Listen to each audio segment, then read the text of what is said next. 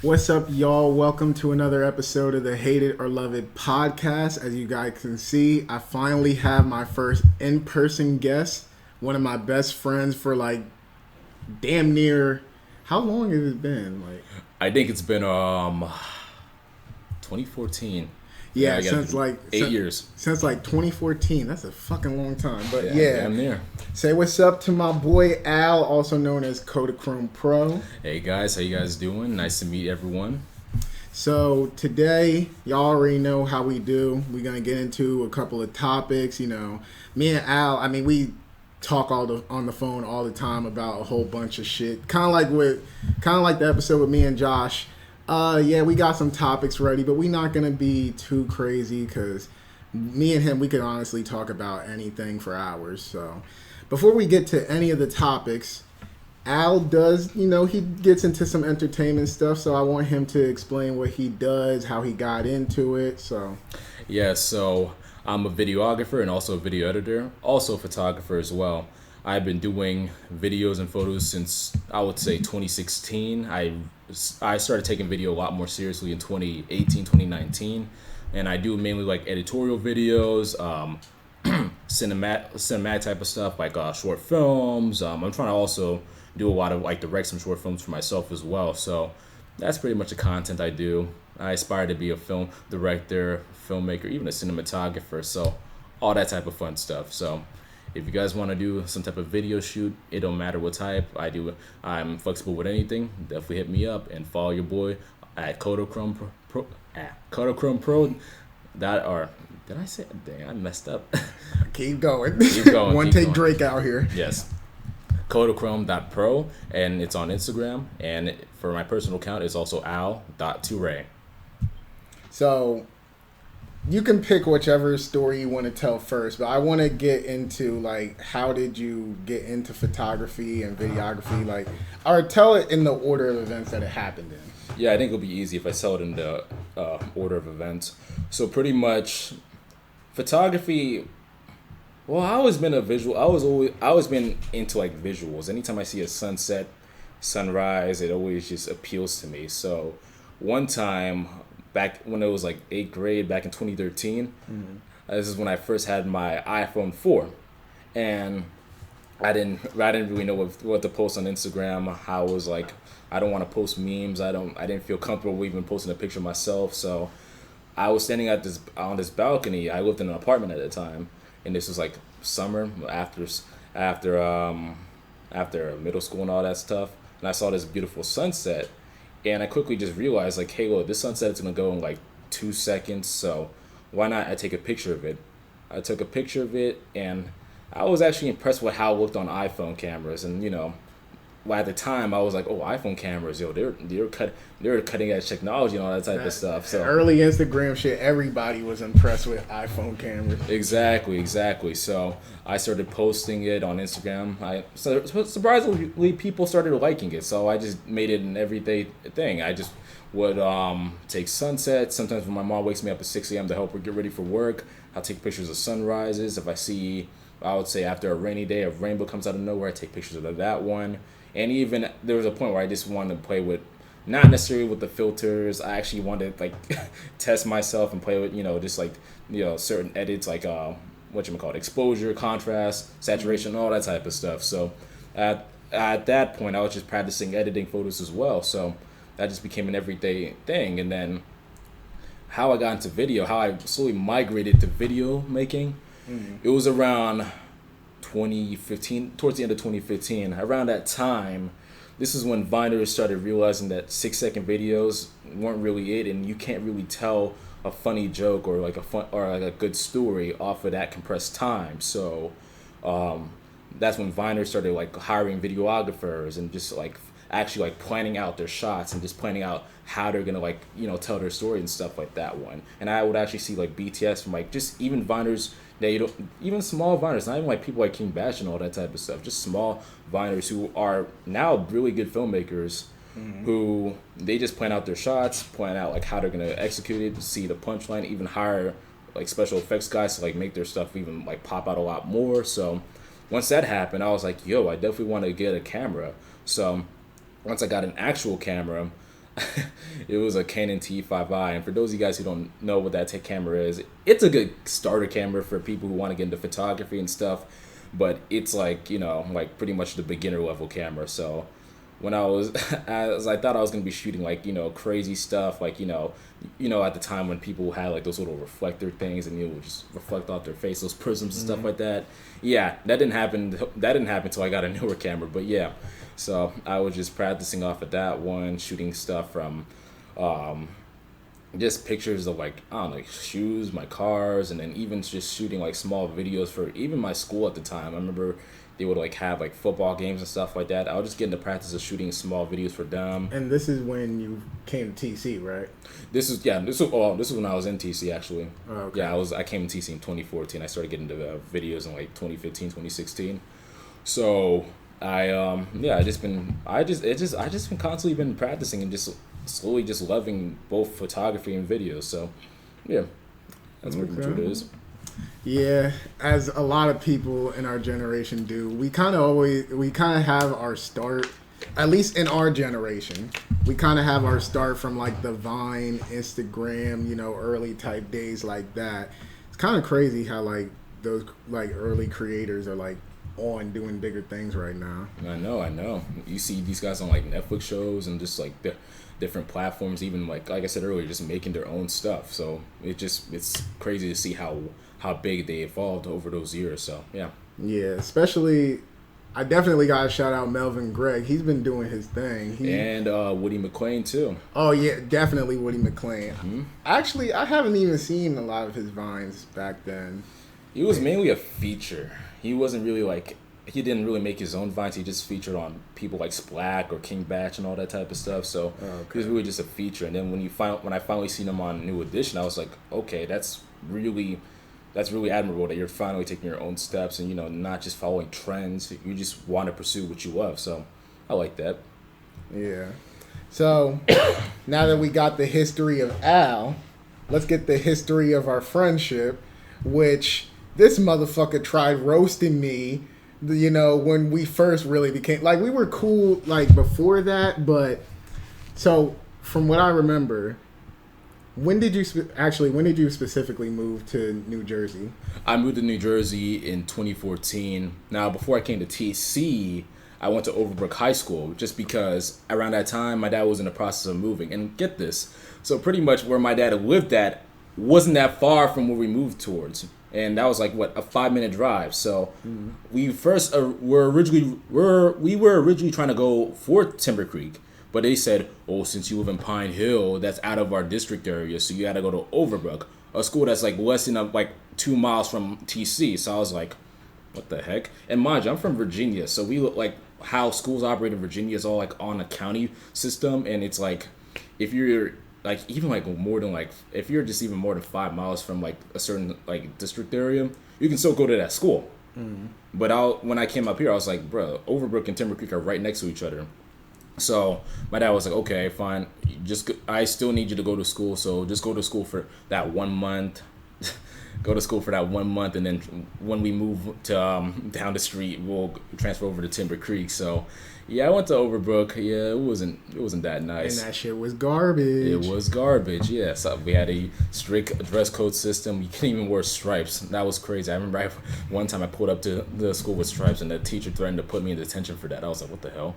But yeah, it was crazy, man. I don't want to get too much into details about it. Hey, look, anybody that's from this area already knows if you didn't go to TC or Winslow, you basically went to a lame ass school. It didn't matter what school you went to. The only schools that mattered were TC and Winslow. Yes. So now continuing the story, when Al did start going to TC, me and him had the same English class. Yeah, English class, Miss Elliott. That's fine, guys. But hey.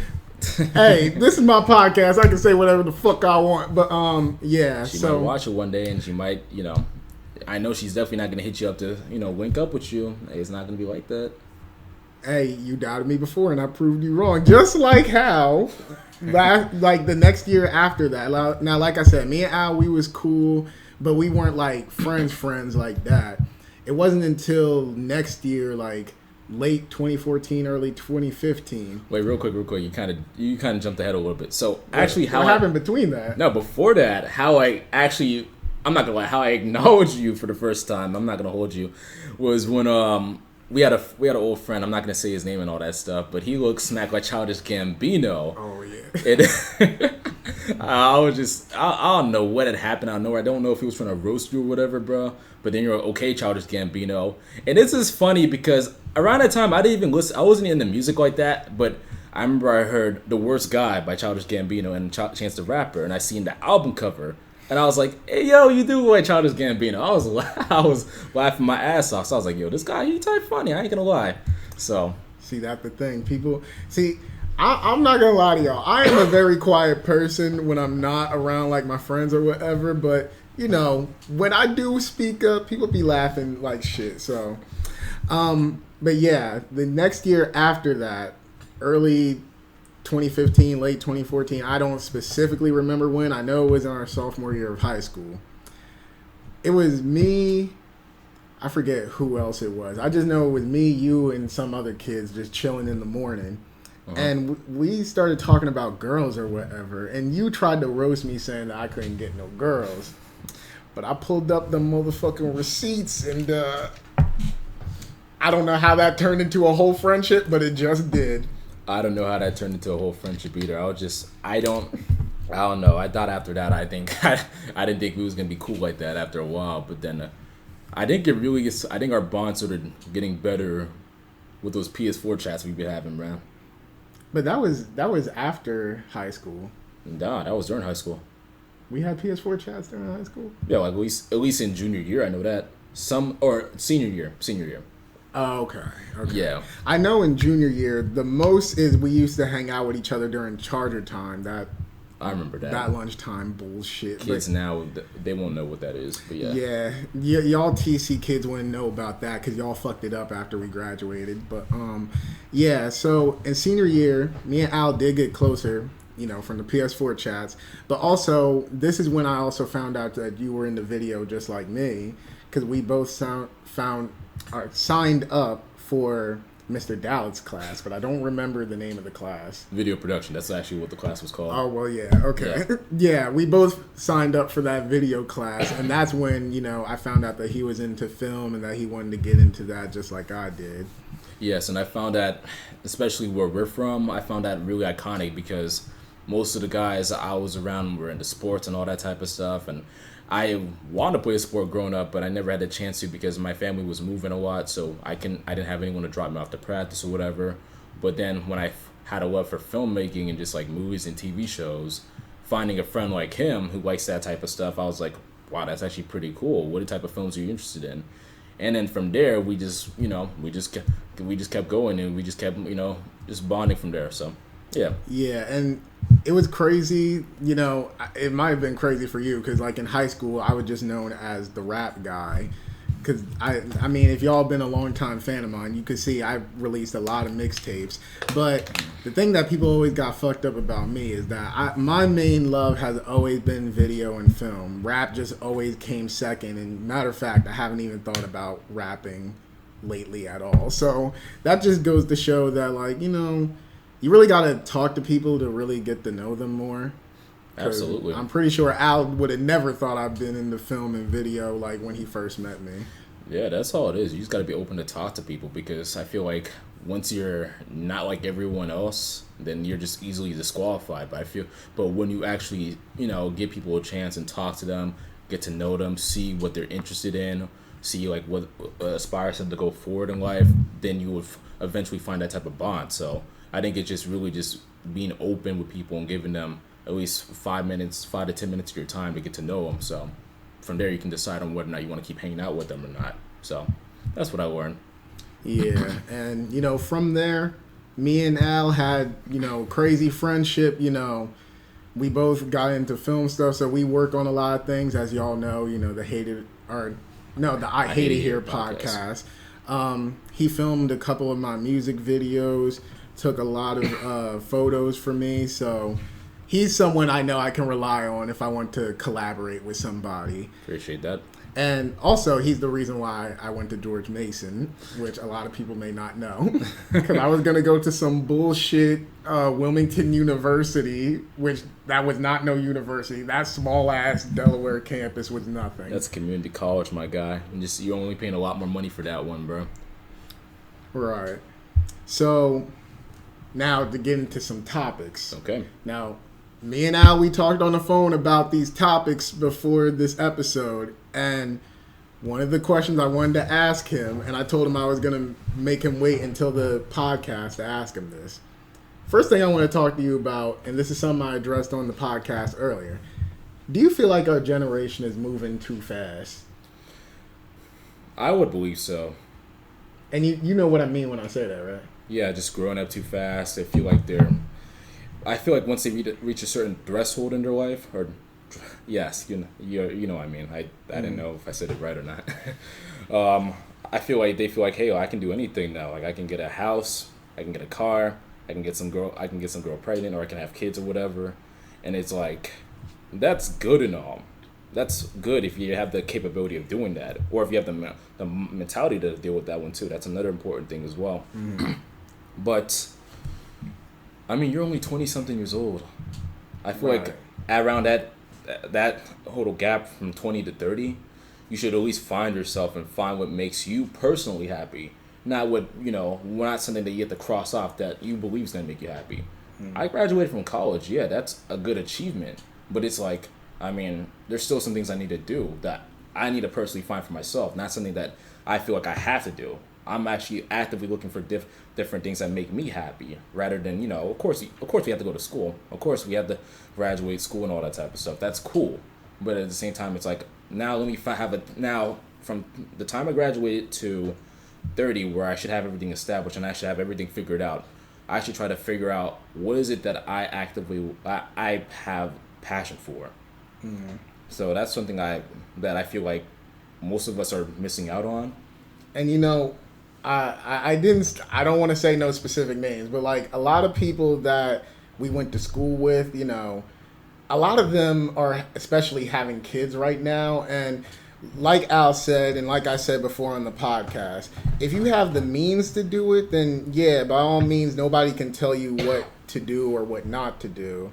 But I feel like, just like what you said, it's also a mentality thing and an experience thing. Like, maybe financially you have enough money to raise a kid, but like, if you just out the gate go from high school to having a kid, I don't feel like I have enough experience. I don't feel like, I'm not established enough to like, if say my kid gets older, they come to me for some advice, maybe something about being a young adult, and I just went straight to being a parent and not really focusing on my young adult life, and now I can't even give them that much advice about it. Exactly. That's another thing too. Like, are you fully set to raise another life? Because once you have a kid, that's like your life as you know it is going to be over. Now your whole focus is going to be on that kid and that kid only. Yeah. You don't have the bandwidth to even focus on yourself right now, because all you're worried about right now is that young person's well-being. So that's something I consider when having kids. And people always say like, oh, you want to have kids? I'm like, it's not that I won't have kids. I'm going to have it when I'm at a good area. Probably when I'm 20, probably when I'm 25, probably when I'm 30. But I need to make sure I have the right mindset to have kids, to raise a kid. I need to make sure that I'm not going through a lot on my own, so that, to the point where I can't even like think about a child myself. So it's a lot to consider with kids, even with marriage, man. I mean, people. Oh yeah, marriage. There's a reason why a lot of marriages in America don't last, especially in our generation. There's a big reason. Yes, and it's like, well, marriage is a lot to consider, to be honest with you, because it's like, it's such a social contract. And people always think that it just, just stands on love. Love is just, that's a big component of it, but that's not enough to make actual marriage work. First off, marriage is like, once you sign that contract, it's like, that's literally the person you're set for. I would like, especially if you're like 20 years old and you're trying to have fun and all that type of stuff. It's like, yeah, you might love that person, but it's like, first off, it takes me like 3 to 5 years to figure out if I want to actually marry somebody. Ladies, for me, at least 5. Yes. You're not getting the ring until we at least hit either 4 or 5. Yes, and because I feel like people are gonna call me crazy for that. Well, why I say that is because one, I need to know for sure. Like, first off, I'm not about to move forward with marriage if I have previous battles that we still haven't solved yet. Yeah. Because I'm not gonna marry somebody and they're gonna say like, oh, well, remember that one time like 2 years ago when you was with that one girl, or I saw you like, talking to this one girl on your phone or whatever. It's like, we need to move forward past that one before I can even consider marriage. Because marriage, once we go to marriage, that's a new chapter. We're not going back to all that bullshit we went through in a relationship at all. So you're smiling. I mean, I'm not gonna talk about it, but like that is some real shit. Like, you should not be getting mad at me for shit that I did back when I was in diapers. Like, what the fuck? Oh God. But it's not just the women that do that shit too. It's also these insecure ass dudes. Like if you get into a relationship, you need to make sure that like you're ready mentally. Yes. Especially marriage wise. Like I said, it's not just about love. Like, if you went through a bad experience with an ex or something like that, did you heal from that yet? Are you going to go into this next relationship with no judgments on this person? Mm-hmm. And I think another part about marriage that people don't think about is like, when you plan to marry that person, I hope you know everything about them. Yes. Because if you get into that relationship, then you start bitching about something about them, like you already knew what you signed up for. That's like somebody marrying a girl that they knew used to be a hoe, or a girl marrying a guy that they know used to be a fuckboy. Like, you went into this relationship and marriage knowing what they used to do, so don't bitch at them about it once you got yourself in it. Again, it's a social contract, and once you sign that contract, my guy, it's going to be hard as shit to get out of that one. Because, first off, I'm going to say it off rip, marriage is costly as fuck. It's really expensive. First off, getting married nowadays is really expensive. I'm right now... my sister is getting married right now, and I'm hearing that it's a lot of money to just to find a venue, get food, even hire like videographers, all that type. Oh well, I guess they got that for the free, huh? No. Damn, family members making payments out here too.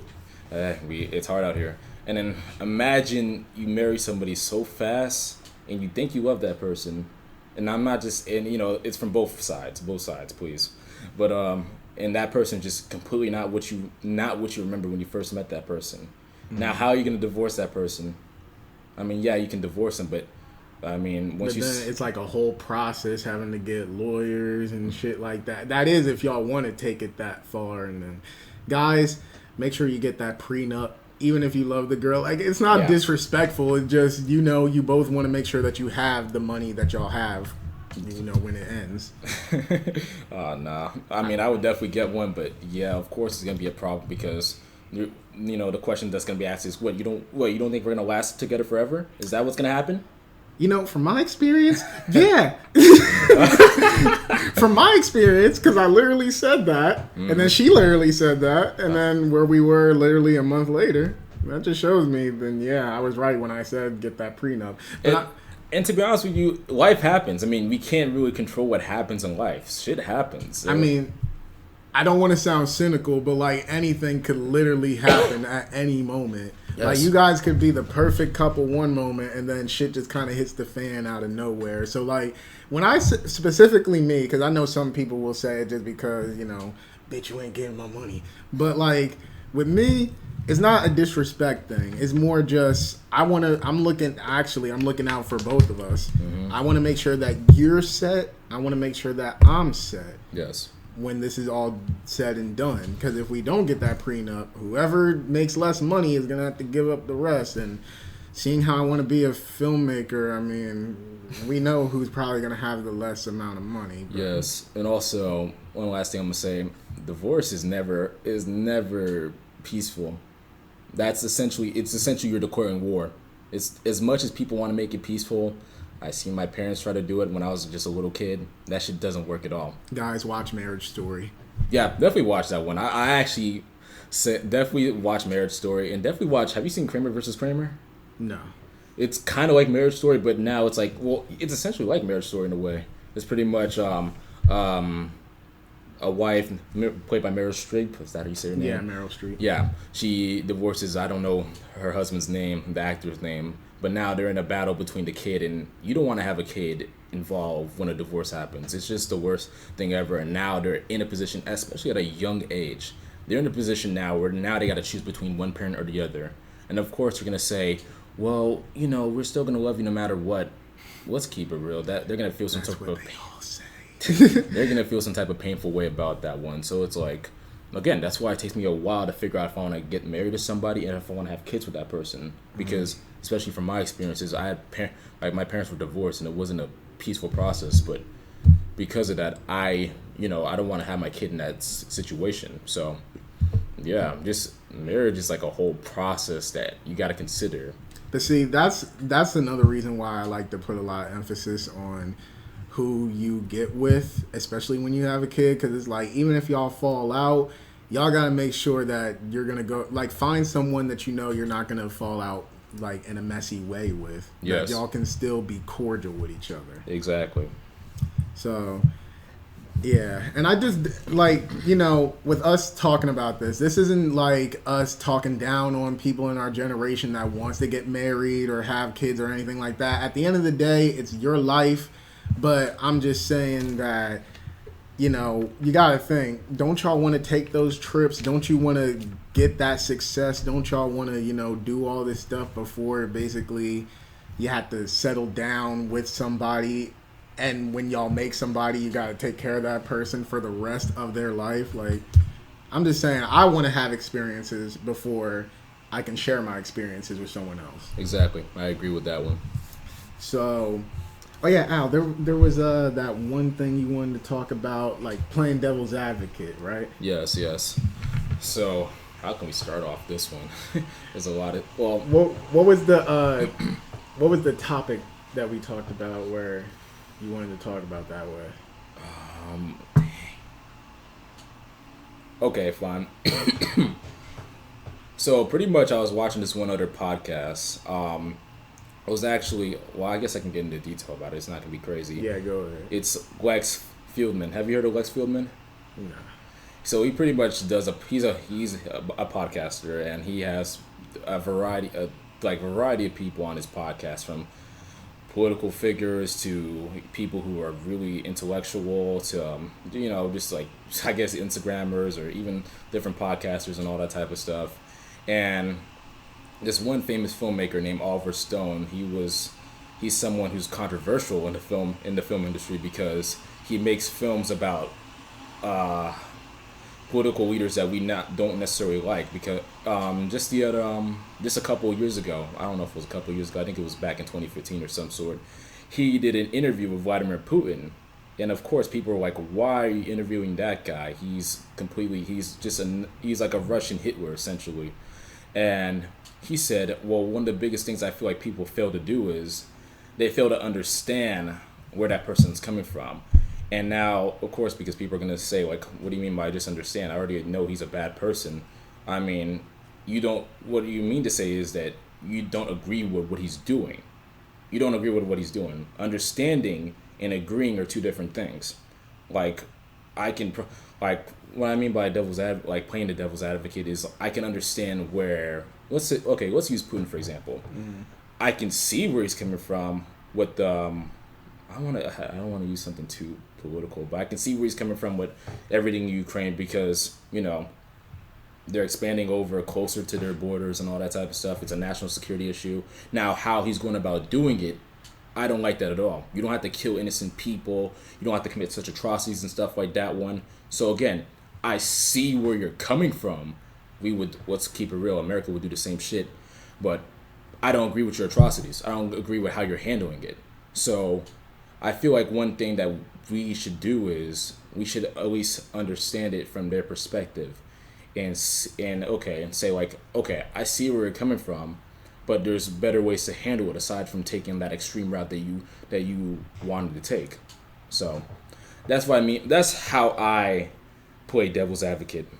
Which, that is a skill that a lot of people are lacking nowadays, because and this is stuff that me and Al talk about all the time, because I feel like people get mixed up agreeing and understanding people.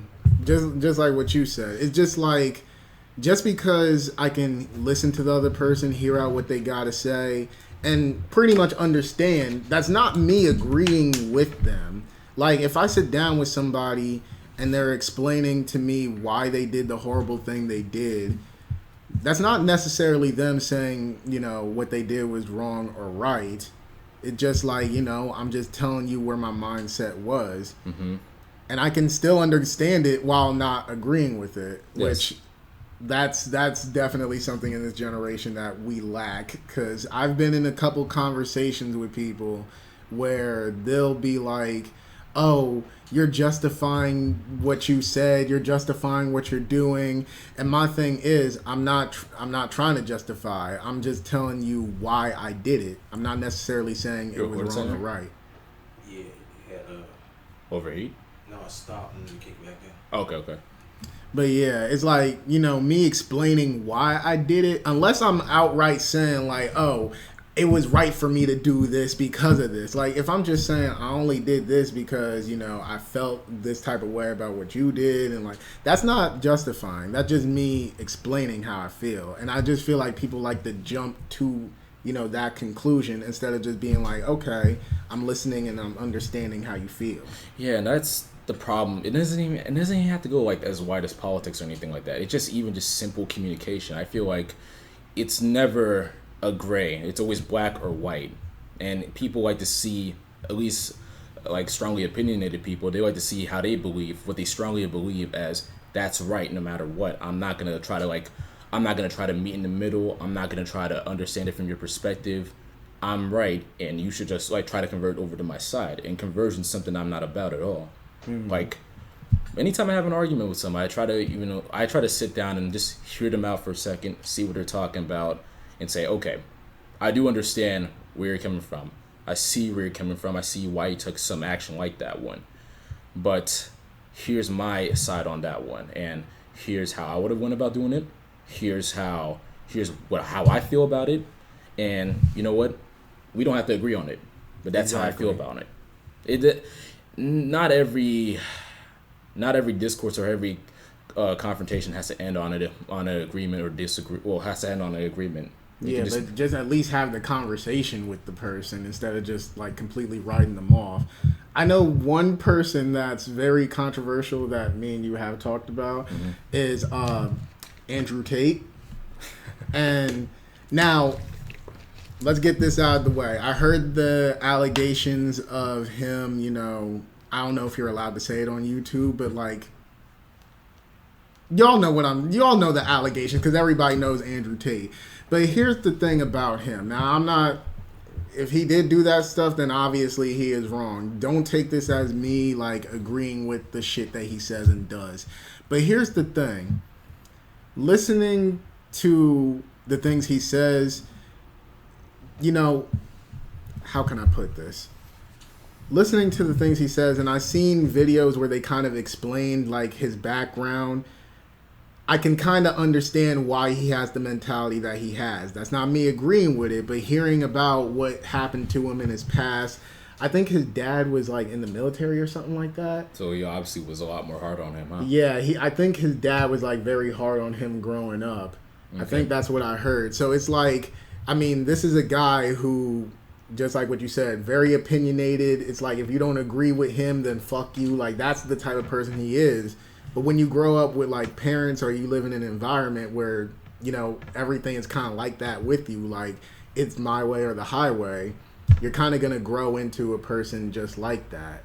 Yes. And even with you telling me like, okay, he grew up from like a military dad and everything was hard on him. Like, I didn't know about Andrew Tate till June. I didn't know who he was at all. I was like, who's Andrew Tate? What's Fresh and Fit?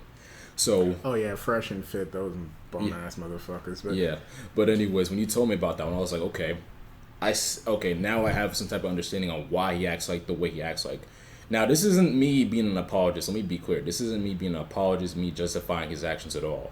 I don't really know him like that to even make any judgment like on whether or not he's good or bad. To be honest with you, but I mean, now that I know that story, it's like, okay, I see why he's acting like this. Now, with that being said, that doesn't mean take that on. That doesn't mean be a misogynist to women. Yeah. There's ways you can tell, like you can tell people, okay, there's some things that y'all doing wrong with, but it's like don't demean them about it. There's a lot of better ways to talk to people, but don't just sit there and say, no, you're wrong. All y'all girls are ain't shit and all that type of stuff. Like, nah. That's not necessary. You don't have to bring Instagram models on your podcast, make them feel bad to make yourself feel good about yourself. Like, nah, it's not necessary. So you started mixing him up with the fresh and fit motherfuckers. Wait, but I mean, they isn't it the same thing though? That is very much in the same space. But even with the fresh and fit motherfuckers, I think I get these motherfuckers mixed up. But Myron, I think that's the light skinned dude. I think he just didn't get that much girls growing up, so now that's why he acts the way he does now. The other guy, he got into a failed marriage where I heard his wife cheated on him. So it makes sense, like, hearing those stories. Maybe this is a way for them to vent. Yeah, exactly. Like hearing their tragic backstories with women led them to, disrespecting women the way they do now. And that's not necessarily us saying, the way they're venting is right, but we can understand why they're doing what they did, because one was a lame and one was getting cucked. So I mean, that's exactly like saying men are trash when it's like, I mean, let's hear your experiences with men. Exactly. You most likely probably been in like a lot of bad relationships, which is understandable. Of course, I would want you to believe that one, but let's be clear that it's probably just those guys that you're talking to. There's I met plenty of different, guys who I'm like, bro, why aren't you in a relationship? You are a decent person. A nigga would be lucky to be with you. But Al, getting into that conversation, we would get into like a whole runaround, because they get with these bad boys. Then once they get fucked over, like a bad boy is gonna do, then they say guys ain't shit. But then when the good guys come around, he's not as thrilling or entertaining enough. Well, look at what you said. You said bad boy. I underline bad boy. Why do you think that person's horrible? Because he's not bad. He's not just bad towards you. He's bad in general. That's why he's like that. And I know people. I don't know.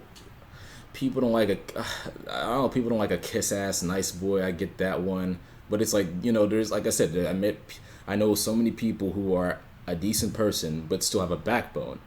You just can't generalize that as, okay, if that person's bad or that group of people who I've been hanging out with, if they're bad, then I'm just settled to believe that all men are bad. No, that's like me saying, okay, I had a bad experience with a couple women. Well, okay, all females are bad. I don't want to fuck with girls. Like, I'm not gonna come to that conclusion. Maybe. You just gotta go out and look for that right one. Exactly. Just keep looking. But stay away from a Twitter girl, though.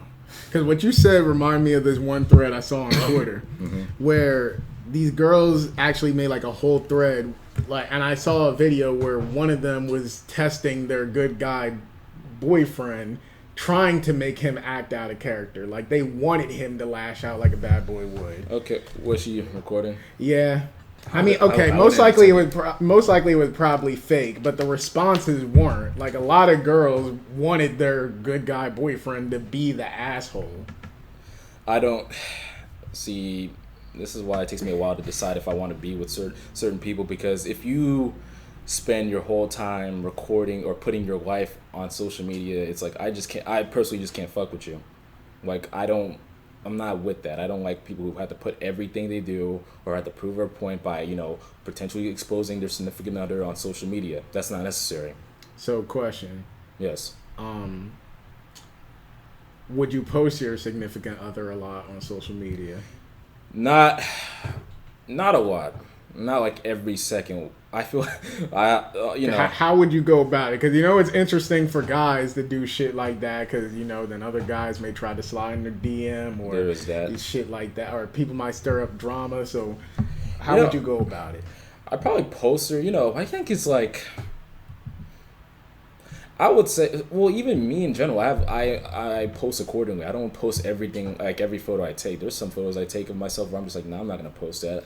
I guess just really good moments, but I'm not gonna I'll be honest, I'm not gonna tag my girl, and it's not. okay, call it if you will, say it's an insecurity problem, whatever, but it's like there's people who would actually hit up someone's girl and just kick into like get into their DMs and all that type of stuff, and it's like that's not necessary. I don't have, like I'm not gonna do all that, and I just want to have peace of mind on that one. So, and it's not saying that I don't trust my girl, it's just that I don't trust niggas. That's it. People they don't know how to control themselves, bro.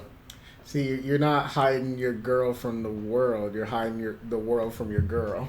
Oh wait, no, the other way around. Yeah, kind of like the Drake and the baby shit. That's what I meant to say. But yeah, you know. So yeah, that's how it is. See, Al's better than me because I mean, maybe I'll put your initials in the bio, but I'm not posting you at all, to be honest. Like, I'll make it clear that I'm dating somebody, but like, you know, like I said, initials in the bio or something like that. But as far as like, you know, posting pictures and shit like that, nah. I would just post it on my story because, you know, 24 hours on average, and with the help of the Instagram algorithm, you know, I'll probably get like, you know, less than 100 views or whatever, but that's whatever. But if you'll get less than 100 views if you post your girl. Okay, maybe with the help of the Instagram algorithm and how smart they are, I'm probably gonna get more than 100 views. Yeah, I was about to say, you know damn well you get a girl. It's just like YouTube. You put a girl in something and the views go the fuck up. Isn't that weird when you post something like really, I don't know, something really different from what you usually post, then you get like 200 views out of nowhere? Mm-hmm. That's just crazy as hell. So, damn. With that being said, I don't even know if I can post her on my story. Bruh, I'll post her. It's not safe posting her anywhere, in my opinion. I will post like one good photo of me and her have. Like, I'll actually, you already know, I'm a photographer and I like to plan out shoots and stuff like that. When if me and my girl actually like plan out a shoot and stuff like that, I'll post it. Yeah, I'll post it. So just to say like, hey, look, we that good where we're planning out our own shoots. I guess get on our level or some shit. But yeah. Hey, see, like I said, Al's a better person than me. I think also a part of why I wouldn't is just because I'm a very private person. Like, this might be a controversial thing for women or whatever, but even when I have a baby, I don't want no pictures of my daughter or son on social media until probably like a year later, which I know it's a crazy thing to say in this generation because like soon as you have a baby, everybody's taking pictures, they want to post it on the internet. Me, I don't want my baby anywhere on social media. Now that's interesting you would say that because it's a baby. So because I would think, okay, there's nothing else to lose with a child, like what they're gonna do with that one. So I'm interested to know why you wouldn't post your child on social media. For multiple reasons. Okay. One, it's just a baby. I don't feel like we need to have. I don't feel like it needs to be publicized to the whole world. It shits and it cries. How much more? How much do y'all really want to see it that much? And that's not me talking down on anybody that do post their baby a lot. I'm just saying personally me. Yeah. But you know, I just feel like you know it's not really for anybody else to witness. This is my child. This is my experience with my child. I don't really feel like anybody else needs to witness that.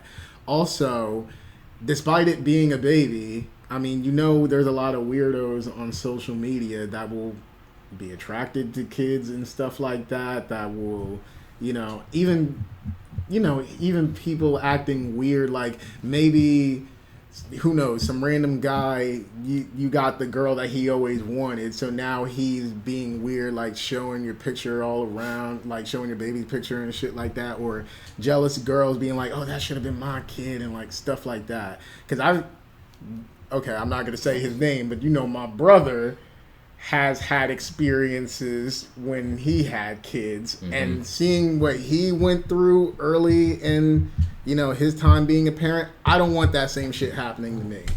I hear you. So it's really just a privacy thing. Outside of like how people act weird on the internet, it really is just the fact that I don't even like showing too much about my life on social media. That is true. I feel like, again, we have to be careful about what we post, just because it's not even just being careful, just like sometimes the world just doesn't need to see everything you do. Exactly. So that's why even when you mention a girlfriend, like I'm still even going back and forth about it myself. Like maybe if I feel happy about it, I guess I'll post it, but it's like, I don't know. It's like, I mean, that's just more of me and that other person's moment to share. Like, not to share, but that's just for us. That's just for us. We don't have to post it on social media saying, "Hey, look, me and my girl are having a good time." When low key we're probably having a bad time. We just want to flex for Instagram or whatever. But yeah, I just I don't think we always have to. I don't think we got to make our life that not even exclusive, just that open for everyone to see. So exactly, like that. That's really none of their business because. Hey, I've gotten into arguments about that shit, like, deleting pictures, but it's just like, that's really our moment. Who gives a fuck if anybody else sees it? So, damn, there was something else I was going to bring up that kind of revolved around that. Okay, so I also want to know. So, we talked about kids, girlfriends.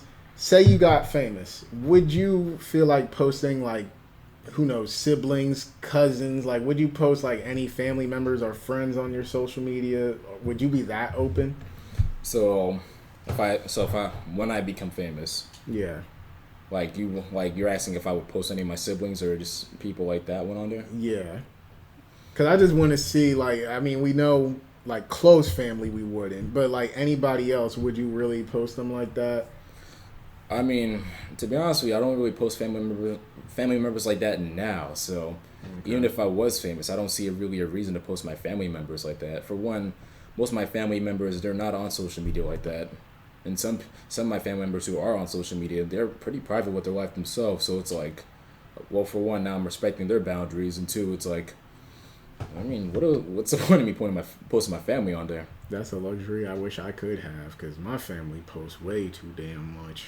You don't know how many times I go on Facebook and I see some sexual shit that my cousin or my uncle or whatever is into, and I'm like, did y'all really need to share this for Facebook? See, that's a thing. That's another thing I don't like. It's like I always like there's shit I see on social media that people post, and I'm just thinking, I'm like, okay, so y'all did all this stuff, writing a bunch of like a long. I bet you it's a long caption too, writing a long caption and everything for what, for 10 likes. Yeah. And I don't care if it's even 100 likes. Like those likes will like that feeling of getting like validation from likes is gonna die within 24 hours anyway. So exactly, like if you're writing essays on like shit that nobody cares about, it's like, bruh, get a diary, get a journal, talk to a counselor. Like social media, putting your stuff on social media is not really it. See, and that's why I'm not really a fan of TikTok. I don't like the culture of TikTok because there's people I see who post literally the most over-exaggerated videos of themselves saying, my life is like this is how everything's going, and with just like the craziest music, and I'm like, so you're doing quote unquote you're producing content, as everyone likes to say nowadays. We're producing content just to explain about how bad your life is, expecting people to care, expecting people to comment, because the most you're gonna get out of it is a like, and I don't understand why people do that one. I don't even like to post I would feel embarrassed to post like all my embarrassments on my story like that. Bro, that's all I see on TikTok is just like girls talking about, oh, these people thought I was ugly in high school, but now I look really good to people on the internet. Or like guys like, oh, I ain't get no bitches back then, but now I got them all. Like, I don't know. It's like, why do you guys like sharing all of that so much? If you get people now, I mean, just say that to yourself or whatever. Why's that gotta be content? Well, yeah, that's like going back to what I said about content. Why does that have to be content? Why does that have to be something you spend crazy as it may be, 30 minutes producing? My guy, I spend hours working on a video, bro. Hours working on like editing a video, man. But you do realize the difference, right? You actually make real content. Yes, but people actually like go crazy. For like having planning out how they're gonna produce content like that one, and it's not me just like saying like, oh, my content's better than yours, but it's like there's certain things that you should post, certain things you shouldn't post, certain things that you should go out of your way doing to produce, like it's something like certain things you should go out of your way producing, certain things you're gonna ask yourself that was this even worth producing? So that's something I noticed about. Hell no. Yeah. That's something I noticed about TikTok that I find a little bit So did you ever? Okay, because I know you don't really go on TikTok that much, but I deleted it. Oh, okay. I deleted it. Okay, well, before you deleted it, did you ever find a content creator on there that you would say make worthy content? I will say there's people. That's the one thing about TikTok. I will say it really does help stretch out everyone's creativity, especially off of like vertical videos and off of iPhones and stuff like that. When I definitely seen plenty of content where people make content out of this world, like just shooting like videos off of iPhones nowadays. Like that's just cool to see, and just amazing to see how people come up with that type of stuff. Businesses nowadays figure out how to make TikTok reels now. That's really the reality of that's because, and me firsthand, I've learned that this is what most businesses are looking for. Jobs I've been applying for, they're saying, oh, can you make short form content? Are you aware of how social media works in the algorithm? I'm like, wow, that's crazy. So yeah, I do feel like I've seen like content that's just like, out of this world, but unfortunately that's, for me at least, I was overshadowed. That's not going to be, that was overpowered by cringe shit that I keep seeing in these ridiculous challenges. It's at the point where if I see someone put their phone on a stand, bro, I get annoyed. Oh, well, damn, it's a good thing I got the camera right there instead of my phone. But actually, one interesting thing you did say, because, with me and Al wanting to do, film, one of the things that comes up, especially with people that want to do the same thing as us, is when you tell your parents or like other people that that's what you want to get into, and they always say like that's not a real job or stuff like that. I just found it interesting how like you were saying these businesses are starting to focus on stuff like that. Yes, they are. So it's crazy that back in the day, like our world has changed so much that back in the day it would be like this isn't a real job, that's just a hobby they're doing, to where now, do you know how the algorithm works? Do you know how to edit videos and stuff like that? Because now we're in a digital era now. Not even an era, now we're in a digital society now. Everyone's getting information off of like phones, off of even like just small little reels and stuff like that. Well, like that's how we're getting our information now. And it's at the point now where hell, colleges are going to have classes on this stuff now. Yeah. Best believe that. It's going to happen. And college classes through TikTok? They will do that. I hope to God not, because I can't even do Zoom. You think I'm laughing, but they're going to do that. That's what's going to happen because, again, businesses like this stuff. This is going to be part of the economy now. I mean, it's not even just, I'm not even just like centering on, I'm not even like focused on TikTok, just any type of social media outlet now. That's what businesses focus on. And it's like now, and of course parents now, they say, I can't see you getting an actual job off the stuff. Well, you know what, you're actually not wrong, because it's hard getting a job because a lot of people do this stuff now. A lot of people do this stuff. It's in high demand, but a lot of, oh crap. What they say? Okay. 1 sec. All right, let me pause this. Yeah. So now back to what you were saying. Yes, I mean, businesses are looking for stuff like this now, and now it's hard to get. Now it's like you got to know this stuff now. And parents, of course, are gonna say like, "Oh, it's hard to get a job. It's gonna be hard to get a job." Well, you're not wrong, because, like I said, a lot of people want this stuff, and a lot of people are doing it now. So now when they see these TikTok video or these TikTok reels or Instagram reels or whatever, they're like, I want content exactly like that one. And for me as a filmmaker, it's kind of hard for me to adapt to that one, because I'm so used to, like, imagine me as a filmmaker, I'm so used to watching movies horizontal and shot in a normal way, and we have time to like fully digest a story. Mm-hmm. Now I gotta migrate to vertical, to shooting vertical, which means I gotta, like, my shots are a lot more compressed now. There's not a lot of, I can't really show off a whole setting, because, how can I show off a whole setting when it's just like 16 by 9 ratio, right? I guess, I don't know. Oh, wait, you're talking about the vertical? Yeah. I think it's 16 by 9, whatever. I thought 16. Well, either way, you guys know what we're talking about. Yes, whatever. Yeah, I gotta worry about that one. Now, and actually, before you move on, I do want to talk about how pretty much everybody is doing this content creator stuff, But the one thing I do want a lot of people to remember, especially if you're trying to get into this field, and we talked about this before, everybody's doing it, but the people that actually has real talent are going to last longer. They're going to have real longevity instead of like the trends that we see people doing nowadays. Yes, and it's like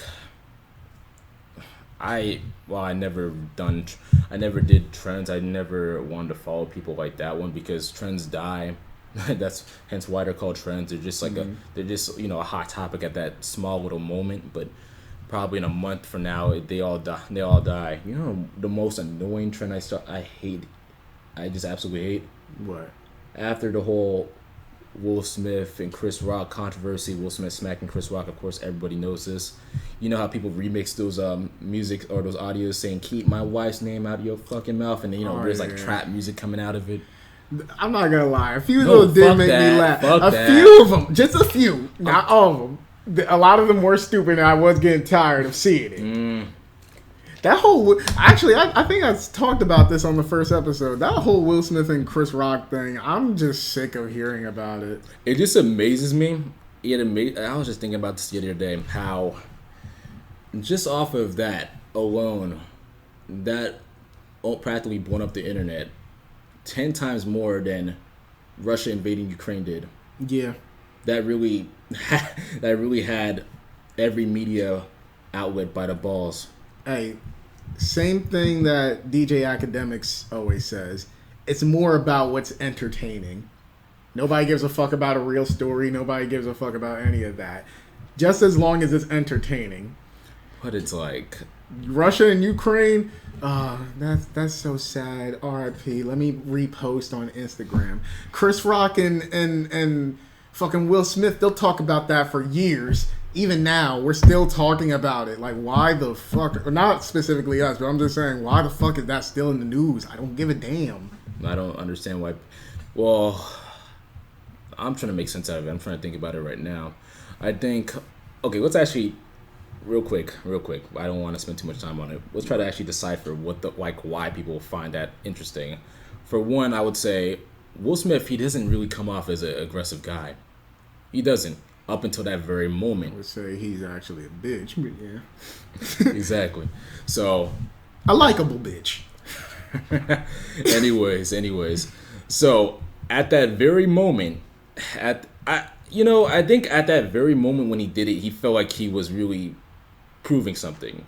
He felt like he was a man of some sort. Because Will Smith, he said, when I was a kid, I felt like I didn't really do much. How he even said how he was terrified of Tupac and all that. Let me not laugh, because apparently a lot of people were terrified of him back then. Okay. And then how I don't want to even get on too deep on that one, the entanglement shit, all that stuff.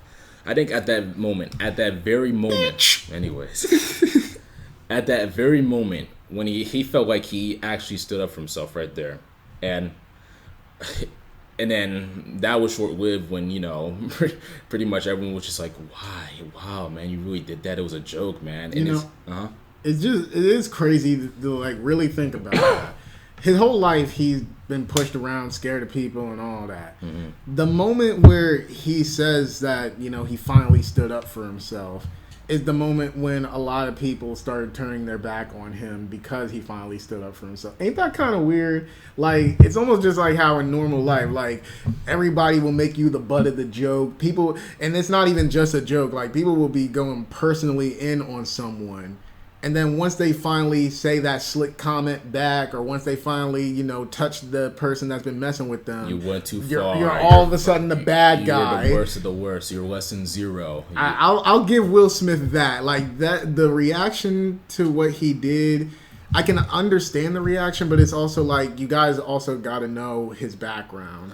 There is that, and also I'm gonna be on the supportive side with everyone else though. This is all going to lead back to being black in America.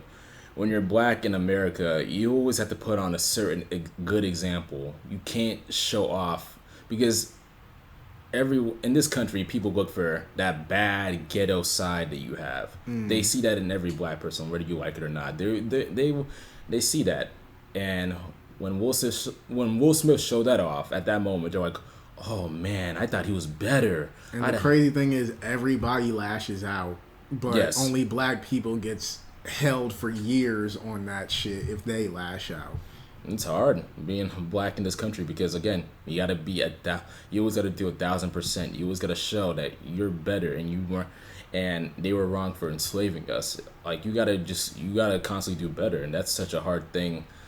That's such a hard that's such a hard burden for us to carry. It's basically like we got to keep being the bigger person, which at a certain point you kind of just get tired of it, and you kind of just want to be like, so when are you going to hold yourself accountable? Mm-hmm. Exactly. So, yeah. Again, see, understanding the situation, and then on top of that, It goes full circle. Yeah. But you bringing up, being black, I also want to bring up something we talked about before. Power. Yes. And how they did not get nominated at all. So that it's crazy because Power's been out since 2014, and how can I describe this? It's just like it has a compelling story, like we talked about the other day. It's real. What's anyone can argue with me about this? I feel like Power is really what brought Stars, the premium channel, back on the grid. It ain't even an argument. There would be no P-Valley. There would not be any of these other popular shows. Hell, there wouldn't even be a Power universe if it wasn't for the original Power. Stars would still just be known as the movie channel. I literally, when I first watched Power, again, this is when my dad had Stars, and I was just I only watch Stars for movies, just any movie in general. And I heard about Power on the commercials and stuff like that one, and I always like watching shows about a black person being successful and seeing how they got to that successful area. And this was also around the time when Empire came out.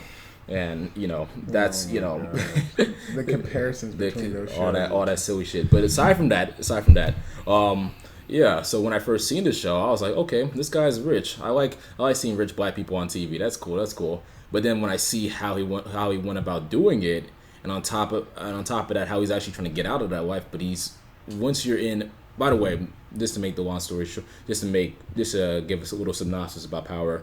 Pretty much it's about a kingpin drug lord named Ghost who essentially finally gets what he wants, and he's pretty much in the successful life. And he wants to move away from it, but he's surrounded by people who say, "Hey, look, you're better than all those drug lords who either been in jail, who either went to jail or who've died. So why quit that now?"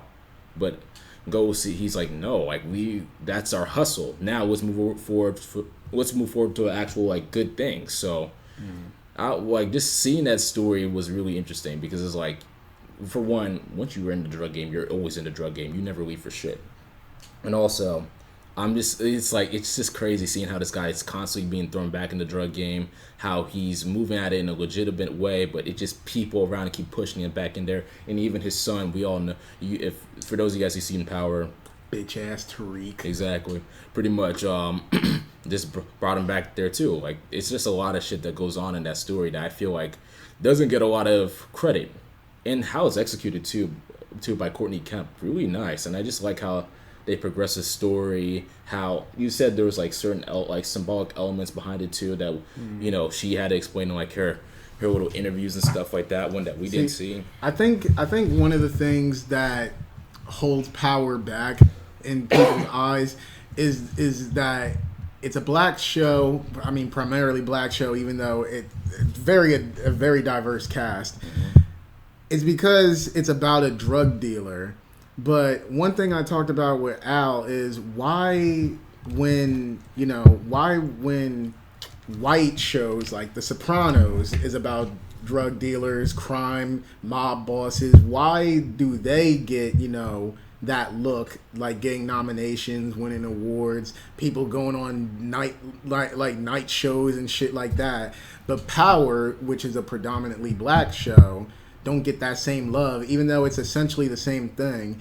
And the thing that people get fucked up about Power is, yes, it is taking place in a drug dealer's world, but essentially the main draw of the show is the characters themselves, like showing how these horrible people are very understandable. See, everything is going full circle. That's what makes especially characters like Ghost so good. It's like on paper he's a horrible fucking person, but in the show you understand him. Tommy, we would all hate him in real life, but on the show he's lovable. He's a fan favorite.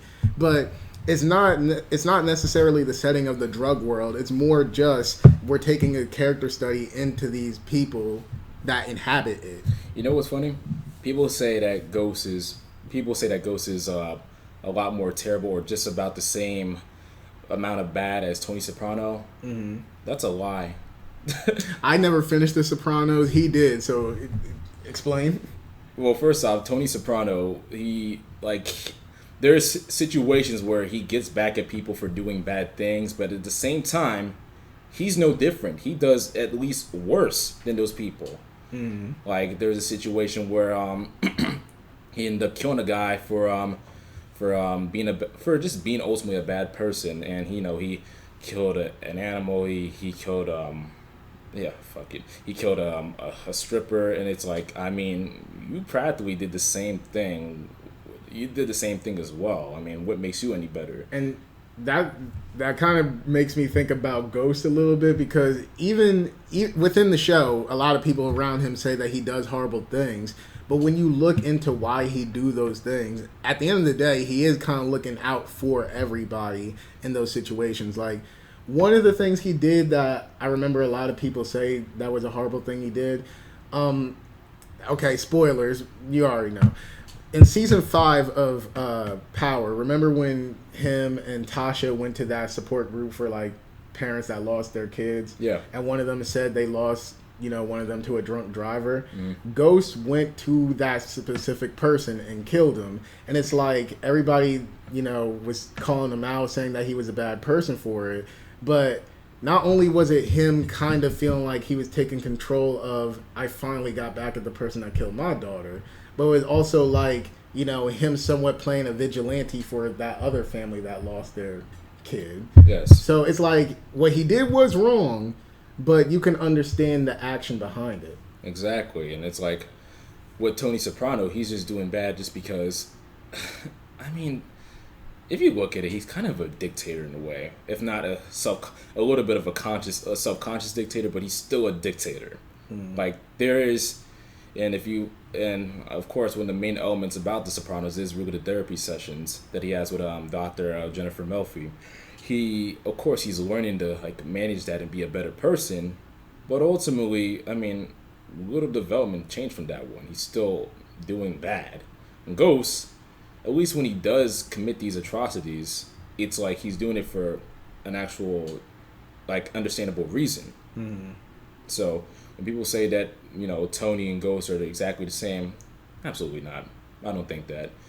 Now, with that being, moving forward with Power, one of the things that got me pissed, I'm not going to lie, was finding out that Raising Kanan, a show that has really great cinematography, really great characters, actors who deliver really well, and an interesting story that talks about iconic anti-hero, Kanan, mm-hmm. got no nominations.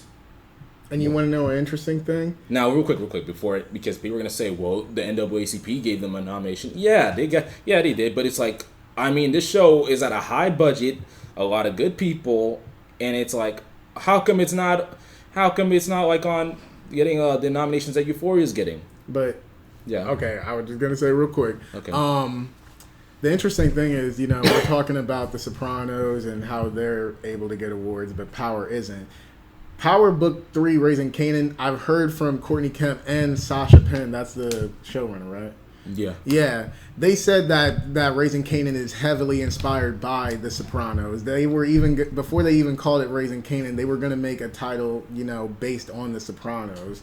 So it's crazy how, The Sopranos is able to be successful, but a black show that essentially gets a lot of elements from The Sopranos isn't seeing that much success as the other show. Exactly. You find it funny that the lady who was in Marriage Story and who was in Euphoria got a nomination? That shit sent me because all she had to do was be weird. All she had to do was be weird and mysterious. Wasn't the girl only in like 2 episodes? Yeah.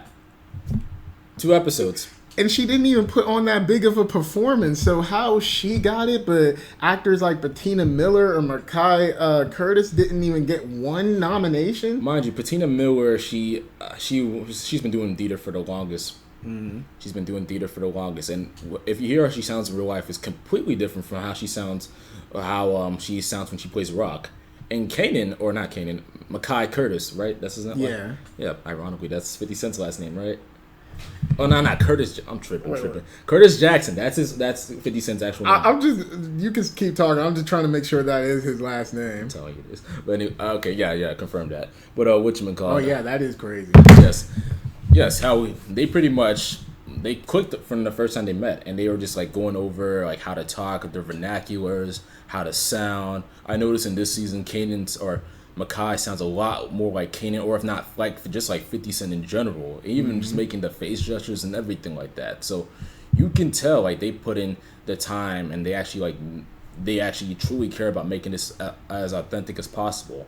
And this isn't me saying, oh, Euphoria doesn't deserve shit at all. No. These guys, everyone at Euphoria, they did their part.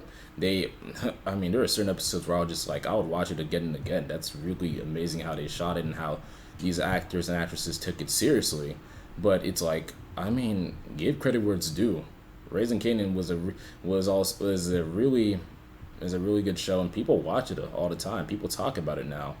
So it's like, what's up with that? Like, why come we're not getting awards for? How come they're not getting awards for stuff?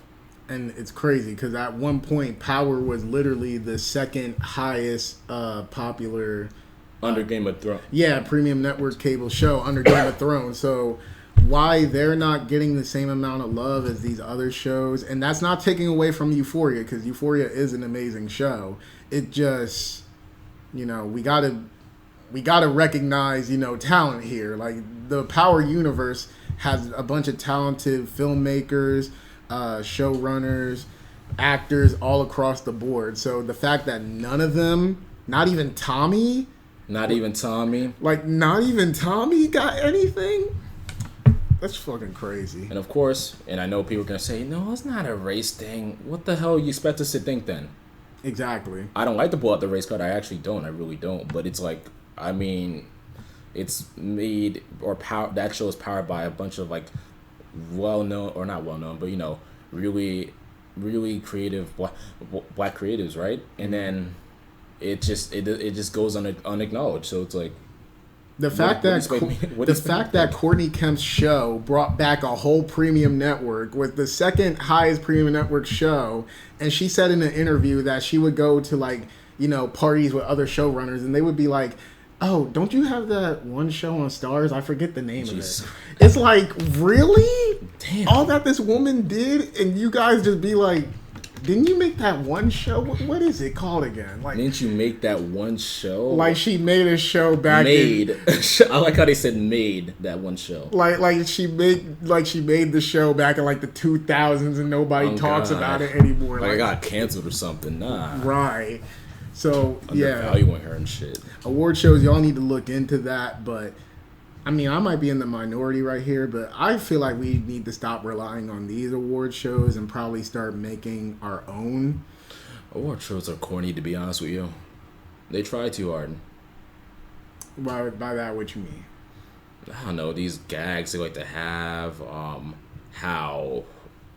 It's just a bunch of shit that they do that just like, I don't want to watch. I just want to know, okay, they got their award. That's cool. I don't need to hear the jokes. I don't need to see the stupid skits they have. But see, you got to think about the people who's running them. That's why I say I feel like people need to start coming up with their own award shows. Cut the bullshit. Let's just give people really what they want to see and stop coming up with all these corny ass jokes and gags and having these horrible performances that nobody wants to see. BET Awards, but yeah, even MTV Movie Awards, even MTV Awards, shit, I don't care. Bro, the last MTV Awards that was actually good was when Kanye announced that he was gonna be president. That was the last good awards. Everything after that is just some bullshit. Before and after, yeah. You know what? Fuck it. Add Kanye to your award show. That will make it 10 times better. I guess so. That's how it works. But so dang, we already at an hour and 14 minutes. So I guess we about to wrap it up here. Al, let people know, is there any like upcoming projects you're planning on working on that you want to share? Any upcoming projects I'm working on right now? I can't really share some right now, just because it just. I'd rather surprise y'all with it too. It's not really confirmed yet, so I can't really share. Just know there are a lot of good projects that I have coming up soon in the nearby future. So yeah, keep a lookout for that one. And before we head out, plug your socials, shout out anybody you want to shout out. Go ahead. Yes, please follow me on Instagram. My name again is KodaChrome.Pro. And my personal Instagram name is al.toure. And yeah, it should be all good, man. All right, so thanks for being on the show, my guy. Thank the first you. in-person guest. Sinir is controlling the second camera. I hope to get him on at some point. Would you? Who, me? Yes, motherfucker. You're might as the well only get in Sinir I know. You might as well get in here. Sinir, what the Come fuck? in. Yeah, come in. Show him. Where I'm at. Here I am. Fun fact, he's using my camera. Yeah, fun fact, he loves Javier. All right, so with all that being said, it's your boy Tevin Jameer signing out of the Hate It or Love It podcast.